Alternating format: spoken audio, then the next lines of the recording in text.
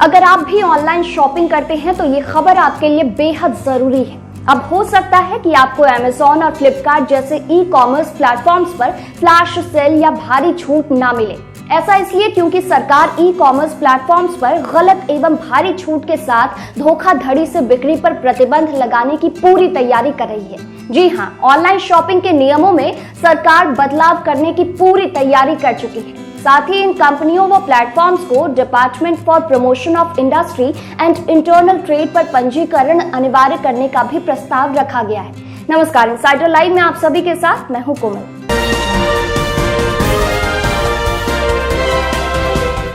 Online retailers द्वारा बाजार में अपनी पैठ जमाने और भारी भरकम छूट की शिकायत छोटे कारोबारियों द्वारा की जाती रही है। इस शिकायत के बाद भारत में Amazon और Flipkart जैसी ई-कॉमर्स मार्केटप्लेस पर सरकार सख्त रवैया अपनाने की तैयारी कर रही है। धोखाधड़ी और अनुचित व्यापार प्रथाओं पर रोक लगाने के लिए भारत सरकार ने देश में ई-कॉमर्स नियमों में बदलाव का प्रस्ताव दिया है। सरकार ने कहा है कि जिन बदलावों का प्रस्ताव दिया गया है उनमें फ्लैश सेल पर बैन और ई-कॉमर्स प्लेटफॉर्म की ओर से नियमों को नहीं मानने पर कार्रवाई शामिल है। उपभोक्ता मामले में मंत्रालय कंज्यूमर अफेयर्स मिनिस्ट्री द्वारा प्रस्तावित उपभोक्ता संरक्षण नियम 2020 के मुताबिक सरकार फ्लैश सेल को सीमित करने की तैयारी में है। हालांकि पारंपरिक तौर पर आयोजित होने वाले ई-कॉमर्स रियायती बिक्री पर पाबंदी नहीं लगेगी। सिर्फ विशिष्ट तौर पर ग्राहकों को घेरने के लिहाज से की जाने वाली बिक्री या बार बार फ्लैश बिक्री बैक टू बैक सेल्स कीमतों में इजाफा करती है। सबके लिए एक समान अवसर वाला प्लेटफॉर्म मुहैया कराने से रोकती है। ऐसे बिक्री की अनुमति अब नहीं होगी। मंत्रालय द्वारा प्रस्तावित नियम के मुताबिक ग्राहकों को जानबूझकर भ्रमित करने वाली जानकारी देकर उत्पादों की बिक्री की भी अनुमति नहीं होगी। ई रिटेलर और प्लेटफॉर्म पर सर्च रिजल्ट्स में हेरफेर कर ग्राहकों को भ्रमित नहीं कर सकेंगे।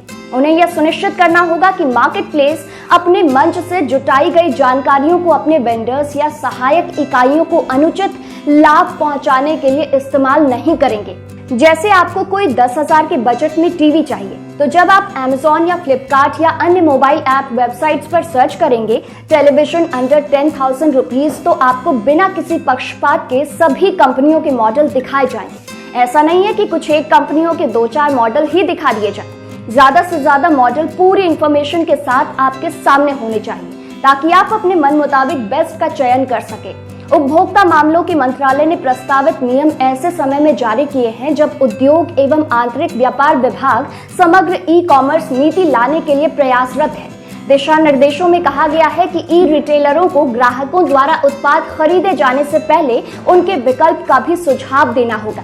ऐसा इसलिए ताकि भारत में बनने वाले प्रोडक्ट्स को भी उचित अवसर मिल सके। इसमें यह भी प्रावधान होगा कि घरेलू उत्पादों और विक्रेताओं के साथ पक्षपात नहीं किया जाए। मंत्रालय द्वारा प्रस्तावित ई-कॉमर्स नियमों में बदलाव के मुताबिक ई-कॉमर्स फर्मों को पर्याप्त शिकायत तंत्र बनाने और मुख्य अनुपालन अधिकारी नियुक्त करना होगा। इसके अलावा इन कंपनियों को एक निवासी शिकायत अधिकारी भी नियुक्त करना होगा। यह अधिकारी भारत का निवासी होना चाहिए। साथ ही नोडल अधिकारी भी रखना होगा। सरकार स्थानीय उत्पादों की बिक्री को प्राथमिकता देना, ई रिटेलर्स का उद्योग और आंतरिक व्यापार विभाग के पास अनिवार्य रजिस्ट्रेशन जैसे नियम शामिल है। केंद्र सरकार के इस कदम का मकसद ग्राहकों के प्रति कंपनियों को जवाबदेह बनाना और नियामकीय व्यवस्था को सख्त बनाना है। प्रस्तावित संशोधन में ई-कॉमर्स संस्थाओं को किसी भी कानून के तहत अपराधों की रोकथाम, पता लगाने और जांच और अभियोजन के लिए सरकारी एजेंसी से आदेश प्राप्त होने के 72 घंटे के भीतर सूचना प्रदान करनी होगी। उपभोक्ता संरक्षण नियम 2020 को पहली बार पिछले साल जुलाई में अधिसूचित किया गया था। इसके उल्लंघन में उपभोक्ता संरक्षण अधिनियम 2019 के तहत दंडात्मक कार्रवाई की जा सकती है। मंत्रालय ने कहा कि उद्योग निकाय और ई-कॉमर्स फर्मों के लिए प्रस्तावित नियमों पर अपना सुझाव और टिप्पणी 6 जुलाई तक भेज सकते हैं। ई-कॉमर्स कंपनियों और इससे प्रस्तावित होने वाले अन्य वर्गों के पास मंत्रालय के प्रस्तावों पर अपनी टिप्पणी और सुझाव देने के लिए 6 जुलाई तक का समय है।